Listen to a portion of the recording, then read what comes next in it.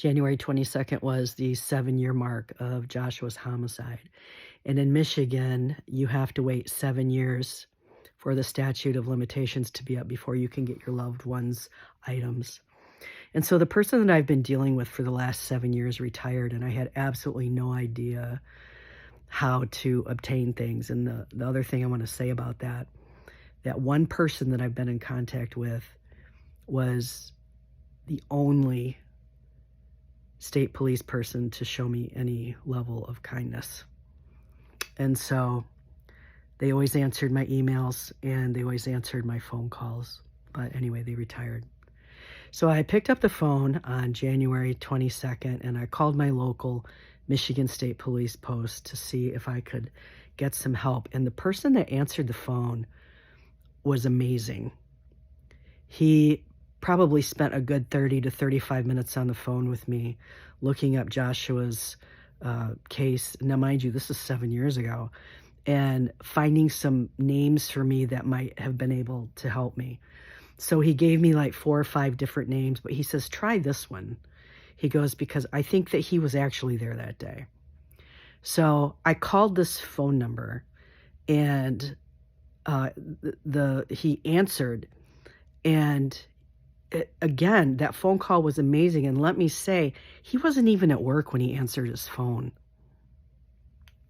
And so through the course of talking with him in the last 48 hours, he is not only going to help me get Joshua's items back, but he actually walked me through a Freedom of Information Act request so that I can get the phone records.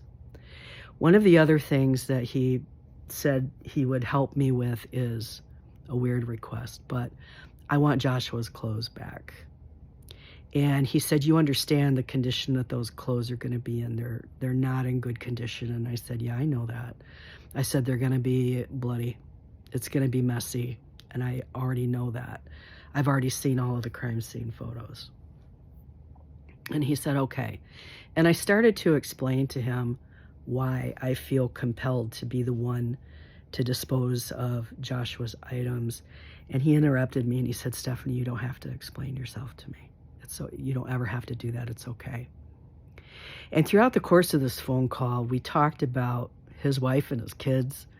We talked about their ages, and we talked about baseball, and we talked about all things family. And I told him some of the things that had happened because of Joshua's homicide, all very good things that have happened in our community. We talked about Joshua, and we just talked like two normal people.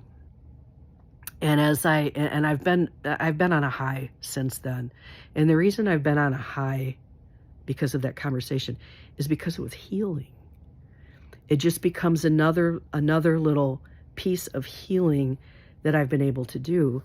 And so I sit back and I think, had I been shown that level of kindness and compassion 7 years ago, and if I could have had hard conversations with the people that did this to my son, I could have probably not suffered as much as I have suffered in the last 7 years. I mean, communication is everything.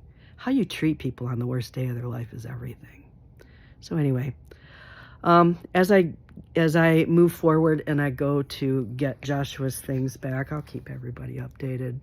My hope is that it's going to be the last hard thing that this situation is going to ask of me. It's going to be the last hard thing. And I would love to say that I would move forward. I would love to say I moved on, but if you've lost a child, we all know you don't do that. But what we do is we move differently. And I am ready to move differently in this situation. And so to the officers that have been helping me in the last 48 hours, God bless them. So anyway, I'm rambling, so I'll stop. So thank you for hanging out with me again, as always. I'll keep everybody updated on what happens.